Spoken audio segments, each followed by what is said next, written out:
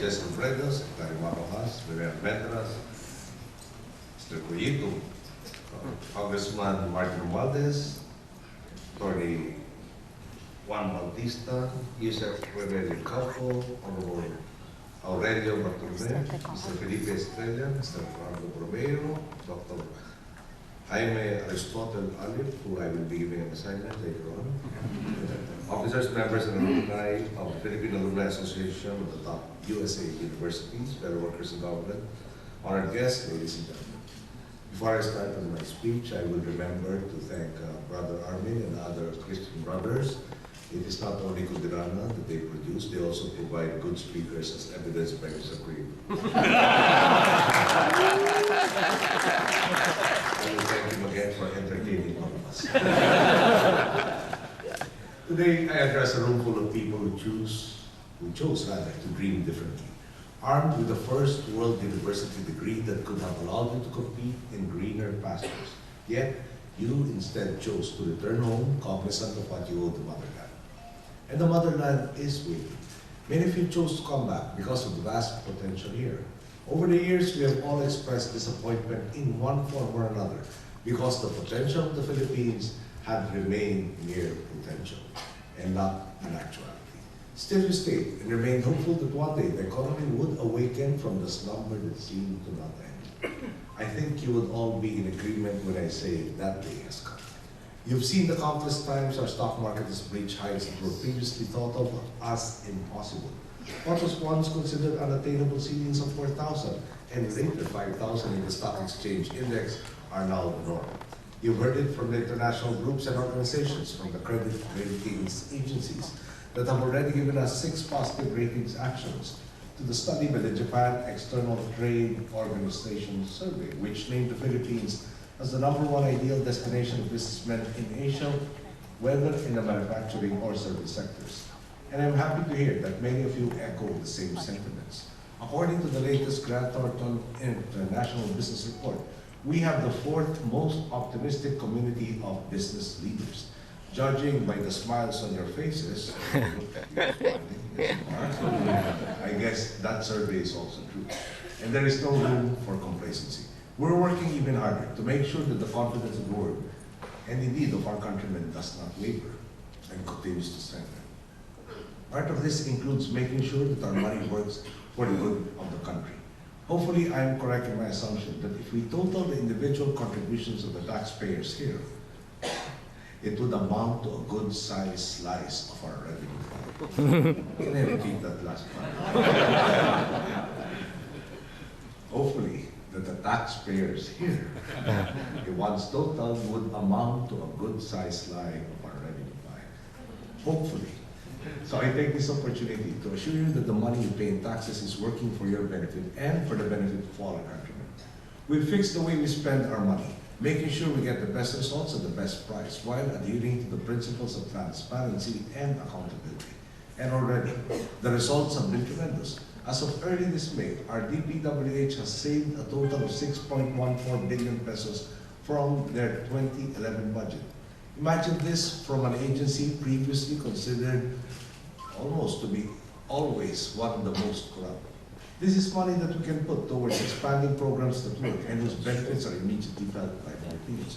Take, for instance, our conditional cash transfer program. I hear from Secretary Dicky Soliman that the DSWD has already surpassed its target of registering 3 million families in the program for this year as of March 21. You'll also be happy to know that we're spending our money on investments that pay for themselves. For instance, we're upgrading the quality of our airports and roads to make the Philippines a more attractive investment destination. We're spending 4.5 billion pesos to bring the Puerto Princesa Airport to international standards, a move that will make this area more accessible and boost local tourism. And if all goes as planned, the complete rehabilitation of NAIA Terminal 1 will be completed by the middle of next year, with NAIA 3 100% operational roughly around the same time.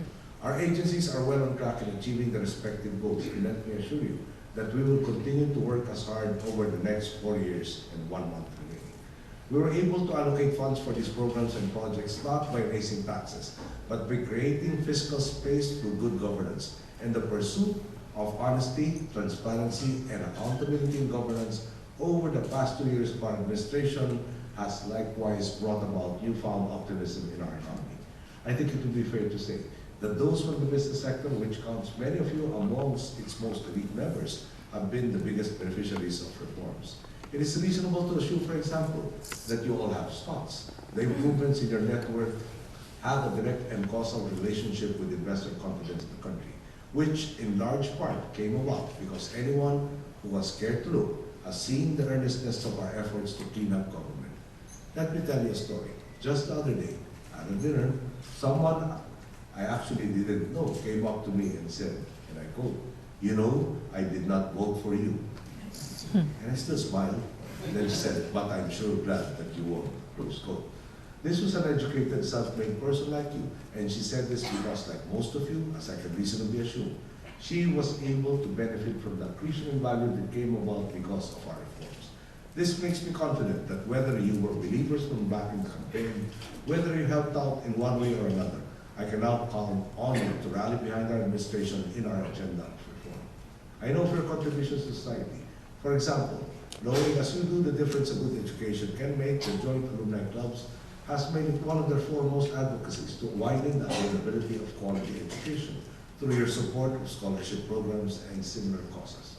And now I hear that 4 of the country's biggest corporations have committed to invest over 2 trillion, can I repeat that? Have committed to invest over 2 trillion pesos in our economy, not in the next generation, but over the next 5 years. The business sector is making a big bet on the economy and on our people. In so doing, they are creating opportunities for our country. And so to those of you who have actively participated in improving the lives of our people, to those whose dreams did not leave any of our countrymen behind, you have the gratitude of our people. Building opportunities and empowering our people are the same principles that have fueled the newfound vitality of the Philippines. Step by steady step, we have faced every obstacle head-on. We are all well aware that many of our problems have systemic roots and thus require systemic solutions. That is why I have always maintained that no individual, not even an administration, can go it alone. Fixing the system requires contributions from all fronts. I am reminded of how, just last Monday, I addressed an assembly of jeepney drivers. A few weeks ago, the volatility in oil prices prompted an appeal from them for an increase in jeepney fares. We granted this appeal, recognizing then that it was only fair to increase the rates. Excuse me, at that point. Now that oil prices are beginning to stabilize, they quickly, and may I emphasize, voluntarily lowered their fares by 50 centavos back to the original 8 pesos. What they had as an emergency measure, they gave back when it was no longer as necessary. This was done without going through the tedious process of negotiations. Perhaps these 50 centavos, equivalent to an extra 100 or so pesos a day for the drivers, is not such a big amount for most of us here. But to those who have less in life, it can mean a few extra meals. And they willingly gave this up in order to ease the burden on the common commuter. This generosity, this openness, and this willingness to cooperate will ensure our continued progress. I hope that I can count on the same from everyone here. If our jeepney drivers can contribute to society in such a way, perhaps I can expect even more from the captains of industry who hold the lives of so many Filipino workers in their hands. Your government is here to empower you and not to serve as a hindrance to progress. Transforming the status quo does not mean dragging down those who are at the top. It means rather lifting up those who have been dwelling at the bottom. Progress is not a zero-sum game. We want every Filipino, from those in offices in Alumni to those in factories in far-flung provinces, to succeed. I have been waging the fight for reform for a long time now. There came a time when I was ready and willing to go to jail for standing up to a corrupt regime. Changing the status quo for the better comes with risks, but it also comes with long-term rewards. We wanted judicial certainty, and so we have to go through this process of reforming a system where the well-positioned few lorded it over the rest of us, who asked for nothing more than a level playing field. We wanted to reclaim our national pride, to show the world that the Philippines is ready to take its rightful place in the community of nations. And so, we are standing our ground, prepared to defend our dignity. This is what transformation entails. Spreading our wings for the first time will cause some discomfort, but it only means that we are ready to take flight. In a little over 4 years, I will be stepping down as your president. The only thing I want out of this position is to leave the country in a far better state than what I inherited. With a government unshackled from corruption and dishonesty, with a steadily growing economy that leaves no one behind, and with an empowered and engaged citizenry, much like yourselves, ready to take on the task of nation building together. I am certain that these are goals that we all share. We are well on our way to achieving this. With a government that knows what it means to serve the public, with excellent men and women like you who know a thing or two about achieving dreams, and with the Filipino people who have, for so many years, kept their hopes of a better country alive, we can pursue and fulfill our collective aspirations for this country. Let's continue to work together. Let's continue to believe in what this country can do. Let's make the Philippines into what we all desire to be, a country of potential fulfilled. Thank you. Good evening.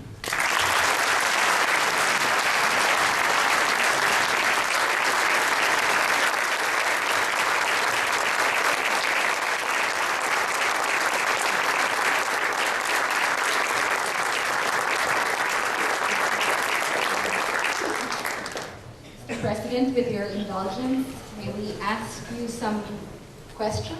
We promise not to ask about race. I know that you had mentioned quite a number of achievements that your administration has succeeded in accomplishing at this point. But personally, what would you consider to be the accomplishments that you are most proud of about your administration? I think if I were just to choose one, it would be the change in attitude. I mean, I was in Congress, we had a class of probably about, we had a group of nursing students, numbering about 80. And we had the chance to converse with them and I asked them, how many of you will stay in the country once you graduate and pass the board?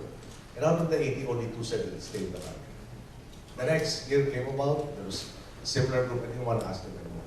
I might not even have the 2. But right now, there's a foreign government that calls us already mayabang and matapang. How many of us thought we would be able to say 2 years down the line? How about exporting rice as a realizable goal by next year when we were all conditioned? We thought all of these countries, the ministers who are exporting, have been exporting us for such a long time. They learned the lessons from us, they practiced the lessons we taught them, and the end result was we had to depend on them to be able to feed ourselves. Next year, we might be exporting again, and really applying the lessons. So, to sum it all up, when I see our people smiling, when I see that there's optimism, that there's a light in their eyes, where there used to be really just sufferance, that I think is the best achievement, and that will propel us to achieving even greater things. Thank you. Thank you, President Aquino. It really is